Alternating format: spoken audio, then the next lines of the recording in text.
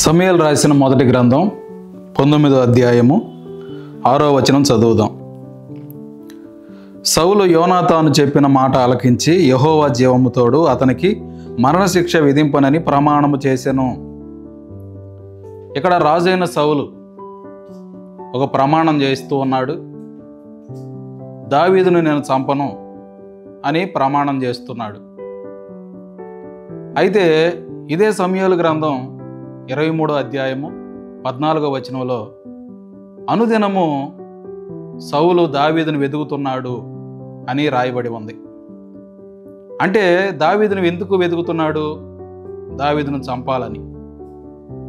అంటే సౌలు యొక్క మాటల్లో గమనిస్తే అతడు చెప్తున్నది ఒకటి, అతని యొక్క నడవడిలో ఇంకొక విధానాన్ని కలిగి ఉన్నాడు. ప్రియమైన సహోదరుడా, అంటే మన జీవితంలో కూడా మనం కొన్నిసార్లు కొన్ని పలుకుతూ ఉంటాము, కానీ లోపల ఇంకొకటి కలిగి ఉంటాం. ఇలాంటి విధానాన్ని ఏమంటారంటే వేషధారణ అంటారు. కాబట్టి వేషధారణ కలిగి ఉండటం దేవునికి అసహ్యమైన కార్యం. బైబిల్ గ్రంథంలో మత్తయి 23:13లో వేషధారులు పరలోక రాజ్యంలో ప్రవేశింపలేరు అని వాక్యం చెప్తుంది. గనుక ఈ వేషధారణను మనం ఏం చేయాలంటే విడిచిపెట్టాలి.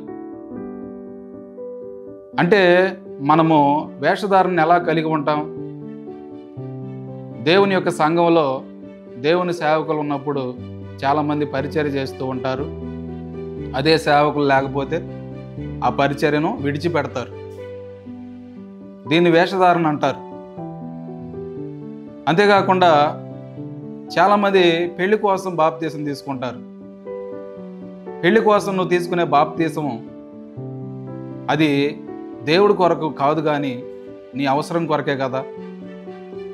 దాన్ని దేవుడు ఇష్టపడడు, దాన్ని వేషధారణ అంటారు. చాలామంది దేవునికి కానుకిచ్చేటప్పుడు ప్రజల్లో మెప్పు కొరకు ఇస్తూ ఉంటారు, దాన్ని వేషధారణ అంటారు. కాబట్టి నీ జీవితంలో ఇలాంటి వేషధారణ కలిగి ఉన్నావా? సౌలు వలె నీవు ఆ వేషధారణ ఇప్పటికైనా విడిచిపెట్టు, లేకపోతే పరలోక రాజ్యంలో నీకు స్థానం దక్కదు.